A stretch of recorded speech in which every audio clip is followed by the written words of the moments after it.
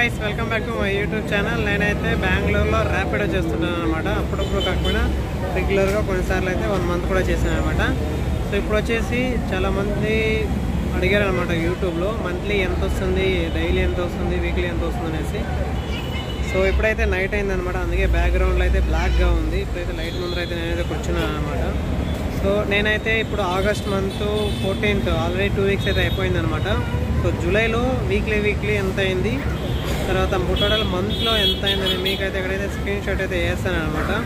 ఒక్కొక్కటి అయితే చూసుకోండి ఓకేనా సో ర్యాపిడో అంటే చేసేది బెంగళూరులో చాలా కష్టం అన్నమాట సో నార్మల్గా మీకు ఆంధ్ర లేదా తెలంగాణలో లైక్ విజయవాడలో ఉంది వైజాగ్లో ఉంది హైదరాబాద్లో ఉంది అక్కడైతే చేసేది అయితే చాలా ఈజీ అనమాట ఏంటి ప్రాబ్లం లేదు గవర్నమెంట్ సపోర్ట్ ఉంది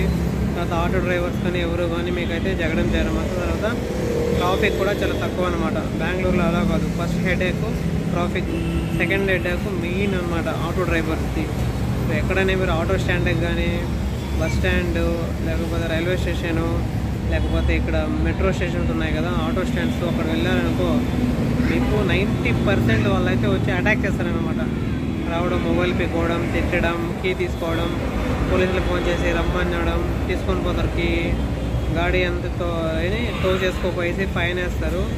ఎవరు కూడా ర్యాపిడో కూడా వాళ్ళు కూడా మనకైతే సపోర్ట్ చేయరనమాట ఫోన్ చేస్తే వస్తాం కాల్ బ్యాక్ చేస్తాం ఇలాగైతే కూడా 3-4 hours 5 hours 6 hours 1 day 2 day అయినా కూడా ఏం రెస్పాన్స్ లేదనమాట సేమ్ డైలాగ్ చెప్తారు మేమైతే కంప్లీట్ అయితే రిజిస్టర్ చేసాము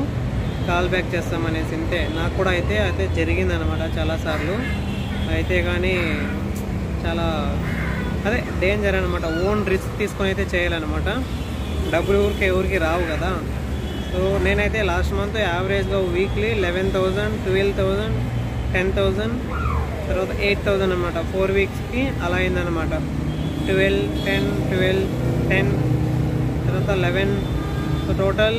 ఆగస్ట్ జూలై మంత్లో నేను జూలై 1st నుండి జూలై 29th వరకు చేసింది టోటల్ 42,200 రూపీస్ అయితే అయిందనమాట సో ఇది వచ్చేసి నాది ఎలక్ట్రికల్ వెహికల్ అనమాట ఏతరు సో పెట్రోల్ వెహికల్ యూజ్ చేసే వాళ్ళకైతే ఇంత మిగిలిదనమాట నాకైతే మొత్తం ఒక ఫుడ్కు ఒక 50 రూపీస్ ఛార్జింగ్ అవుట్ సైడ్ పెట్టినప్పుడు 100 రూపీస్ రోజుకు ఒక 100 రూపీస్ పోయినా కూడా 3,000 ఖర్చు అనమాట 40,000 మిగులుతుంది సో పెట్రోల్ చేసే వాళ్ళు ఇంకా డబుల్ అవుతుంది అనమాట రోజుకి మీకు ఒక 2,000 చేయాలా అన్నా కూడా 1,500 అలా కూడా 250 రూపీస్ పెట్రోల్ కాస్ట్ అవుతుంది అనమాట సో ఇదన్నమాట సో ఎవరైనా చేయాలనుకుంటే చెప్పాను కదా ప్రాబ్లమ్స్ ఇవన్నీ తీసుకుంటే ఓన్ రిస్క్ టైం చేసుకుంటే చేసుకోవచ్చు అనమాట ఈజీగా వేరే వర్క్ అన్నీ చేసుకోండి అర్థమైంది సో ఇంతవరకు చూసింటే ఛానల్ సబ్స్క్రైబ్ చేయండి లైక్ చేయండి షేర్ చేయండి థ్యాంక్ యూ